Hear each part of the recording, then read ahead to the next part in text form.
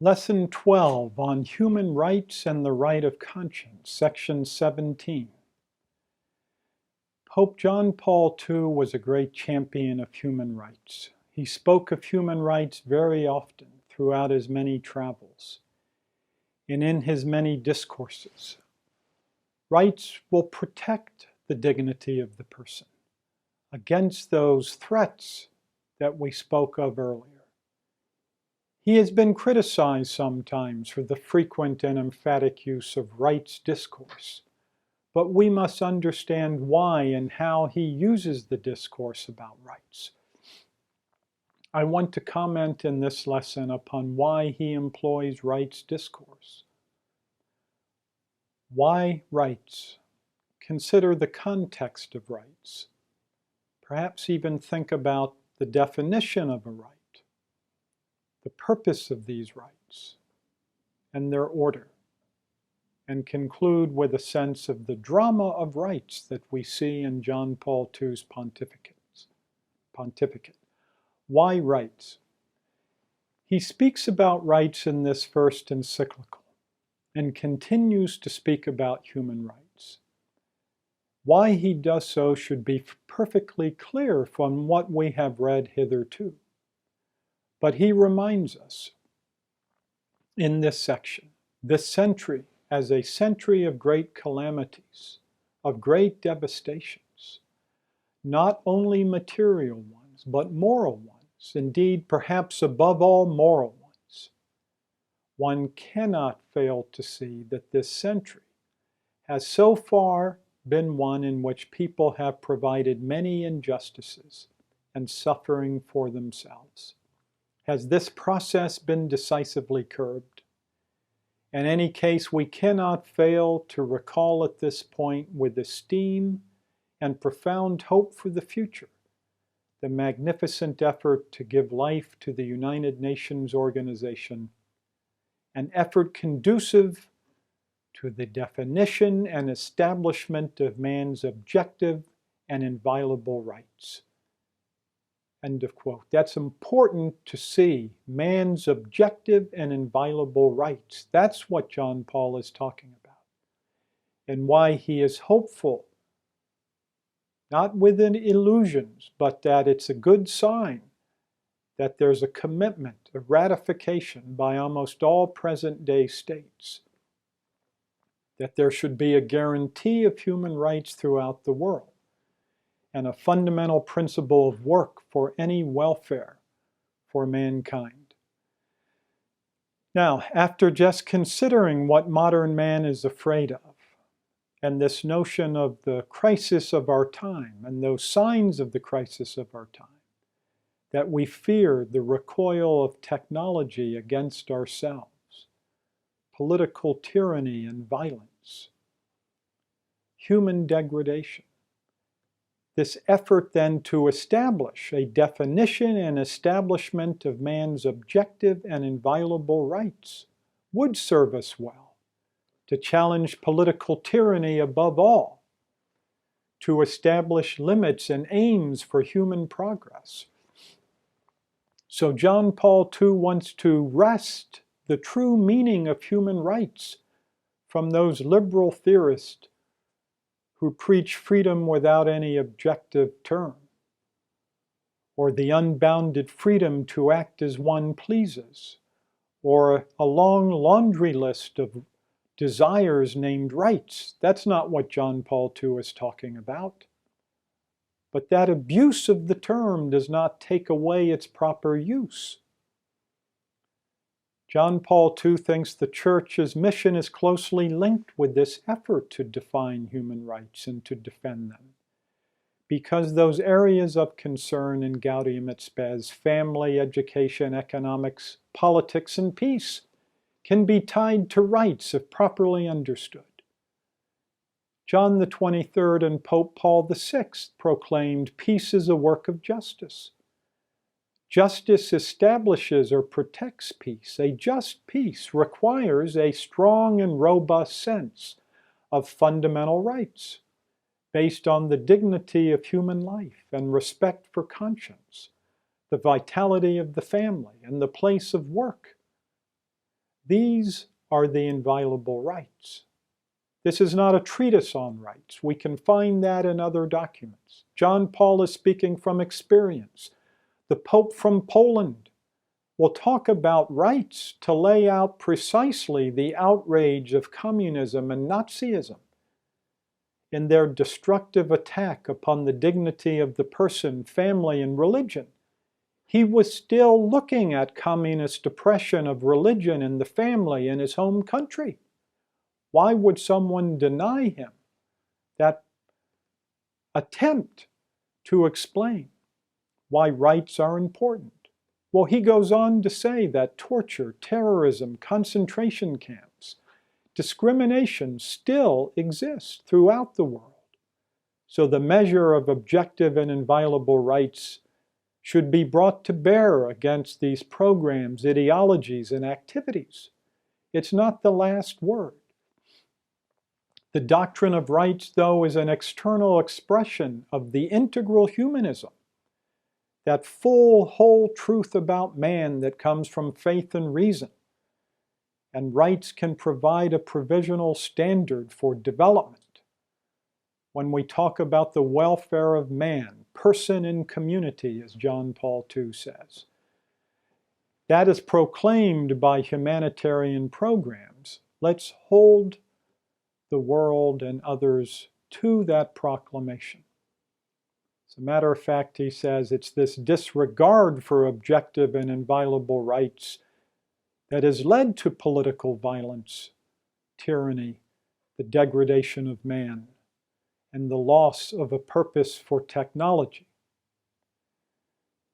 So the Charter was written to depart from the horrors of World War II, but also to provide a basis for future development. A disregard for these rights will just continue to encourage and show forth new forms of domination, totalitarianism, and imperialism, he says. This is confirmed by the experience of history. That's John Paul II's claim, as he lived it, understood it, and from the vantage point of being a Polish philosopher, a Polish bishop. What we see is how the narrow interest of a party or a self-interested group refuse to consider the common good and the dignity of others. John Paul II knew that a mere listing of rights or an overly legalistic approach is not what we need. This section is even called Human Rights, the Spirit and the Letter. We need the letter of rights, but even more deeply, that dignity of the person and human flourishing. The spirit of rights, he thinks, will come in some way to be supported by the gospel, as was taught by Jacques Maritain. These fundamental rights should surely include the right to political participation, to prevent one group from imposing power on others, and social awareness among groups of workers, families, and religious groups that gives rise to solidarity should be respected and taken into account with each regime. As the Solidarity Workers' Movement in Poland proved to be so fruitful, and its right to exist was denied by the communist authorities. Authority itself is derived from the common good. That is the teaching of the Church, the teaching of Thomas Aquinas, which John Paul II applies here. The common good is the measure. And if citizens are sure of their rights, that will help to realize the common good. Well, the critics of picking up the notion of rights fear that we will just slide down into that vague or wrong-headed notion of liberty, which leads to self-degradation. This notion of rights goes back to Hobbes and Locke, who lowered the goal of political society and appealed to self-interest. and could not get beyond a hedonistic account of human flourishing and ethics. But rights can also be developed on the basis of the noble and intrinsic good of moral life.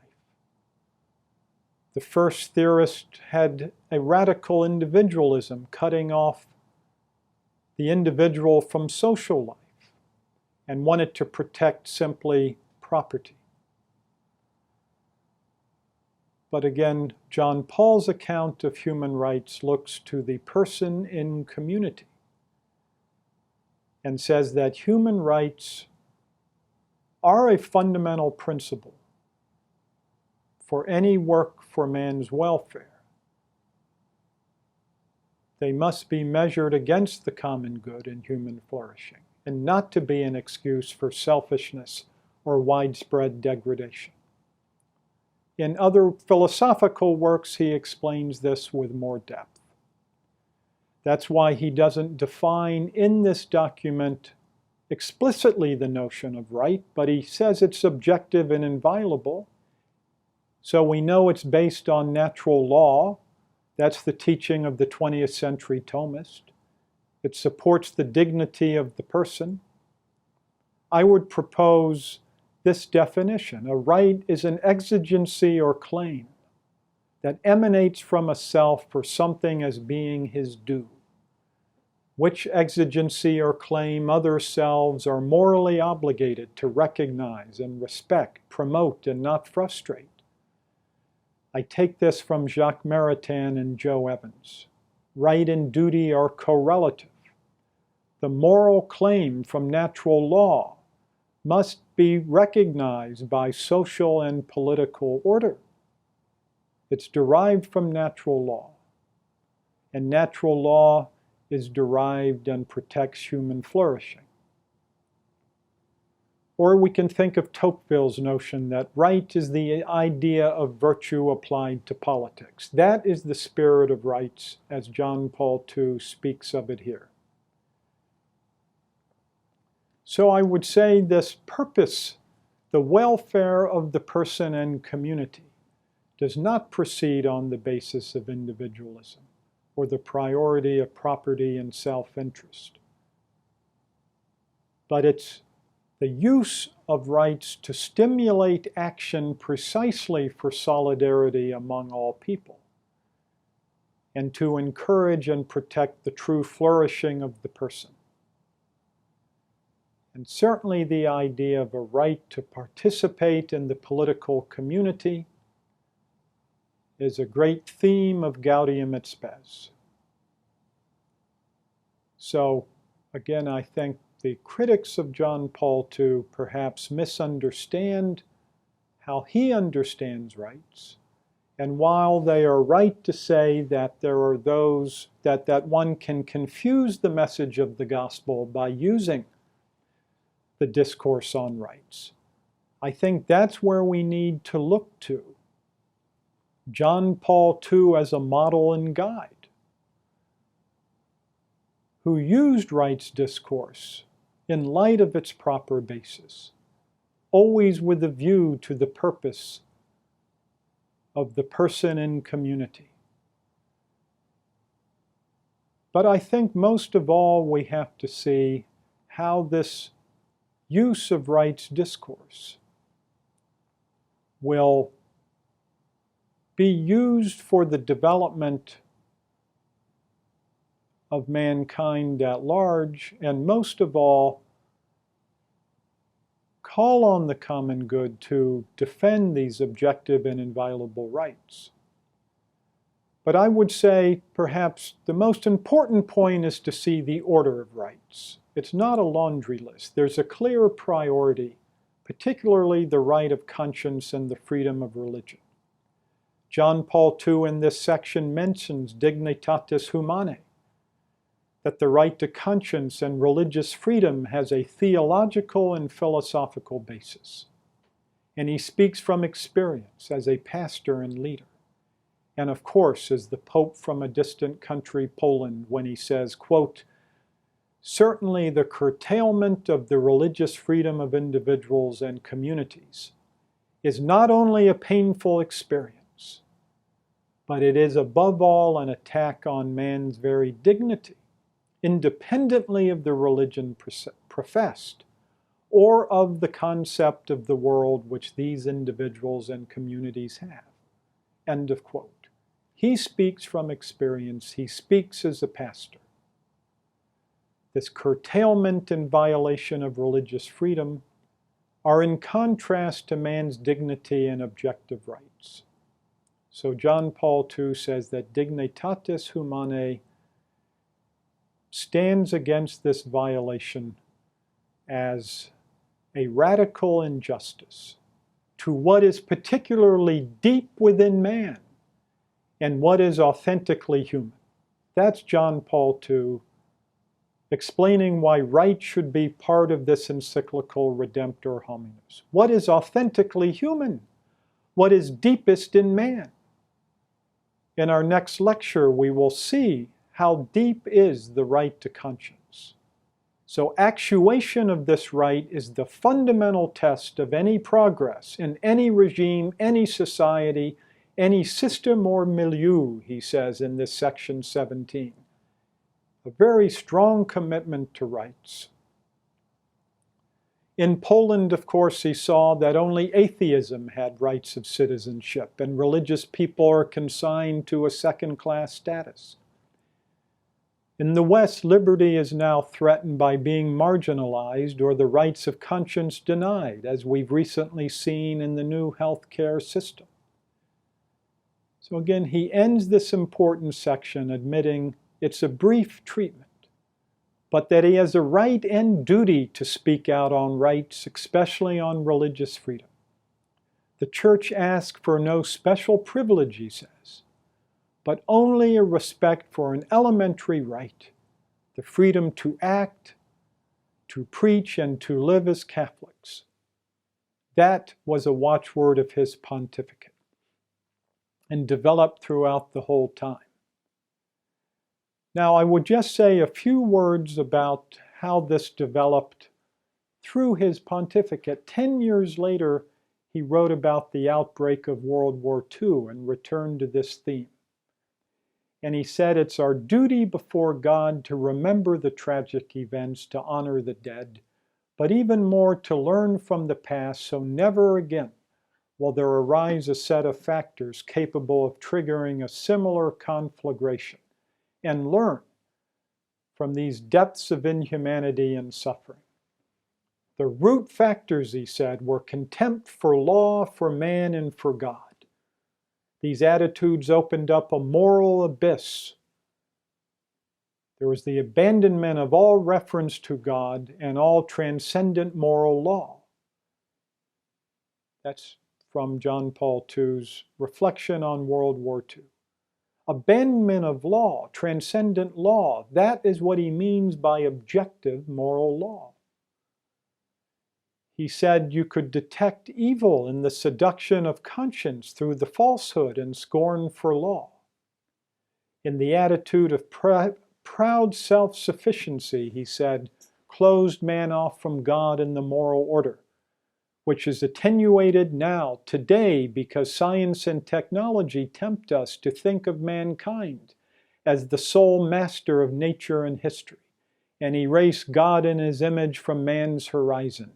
That's what led to World War II, and its roots are deep into the 19th century and the beginning of the modern era.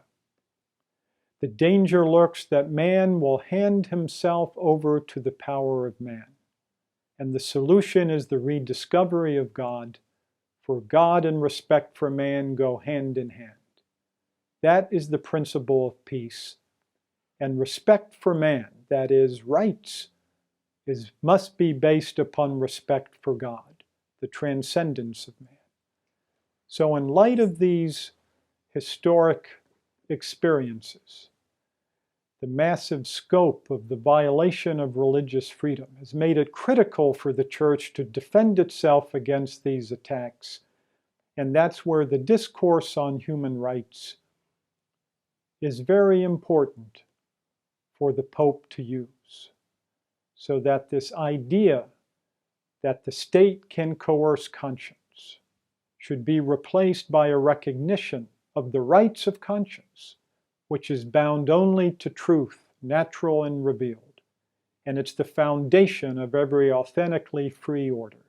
That is in Centesimus Annus.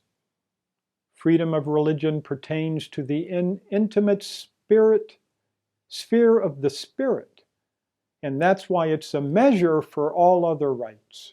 You see that priority. The list of rights must be measured by respect for truth, integral humanism, and most of all, the right for conscience, the transcendence of the human person towards God. And he then became very concerned, or expressed, that right ceases to be right if it's not based in the dignity of the person, but is subject to the will of the stronger part. It becomes a form of totalitarianism. That's what he saw developing in the West. He called it a tyrant state because of abortion and euthanasia, because they arrogate a right to dispose of the life of its weakest members, even though there is a legality and a use of rights discourse. It contradicts the spirit of rights and the foundation of rights. The very democratic ideal, he says, must acknowledge and safeguard the dignity of every human person, or else we betray it at its very foundation. So later he really attacked this alliance of relativism and democracy that we see in the West today, that allows a majority to decree it's legal to kill the unborn or the elderly or the infirmed. So yes, he supports democracy, but he says not to make an idol of it or a substitute for morality. It's conscience that must be formed for our moral backbone. It's the right of religion which must be the focus of the Church's concern, not just for the right of the Church to operate, but for the very dignity of the human person. And that's why he said there is still a great groundswell of support for respect around the world for freedom of conscience. But we have to continue to explain its basis in the dignity of the person, the role and nature of conscience, so that on the basis of personal convictions, each person is led to form convictions about the transcendent, about God, and about right and wrong, and live by the truth, and be free to live by those convictions, insofar as it's harmonious with the common good. This respect for conscience and the special formation provided by religious groups is a foundation for his encyclical Centesimus Annus, and I would say that this is why John Paul II, in the encyclical Redemptor Hominis, would devote an entire section at the end of this particular part of Redemptor Hominis concerning redeemed man and his situation in the world. Rights, as I said, are not the first or the last thing we need to say about recovering the dignity of the human person. But it has a very important role to play in the Church's presence in the world, and gives it the means to express its concern and to form conscience. Religious freedom continues to be a theme because these old forms of totalitarianism are not completely vanquished. And in some countries that promote utilitarian values, there's a loss of respect for the true values of human existence. And yet in other countries, new forms of fundamentalism openly deny citizens of other faiths the exercise of their civil and religious rights. So that's why he says that no authentic progress is possible without respect for the right to know the truth and to live according to the truth. Even if briefly, he said, he's dealt with this, it is something that gives evidence of the degree to which the modern world is overburdened by prejudices and injustices, and this discourse on rights is important to deal with those who are suffering the torments of discrimination and persecution for the name of God. And he says, we're guided by faith in the redeeming power of the cross of Christ. And I appeal in the name of believers throughout the world that social and political life depends upon a respect for the rights of conscience as an elementary right, and actuation of this right is a fundamental test of progress in any regime, any society, or program.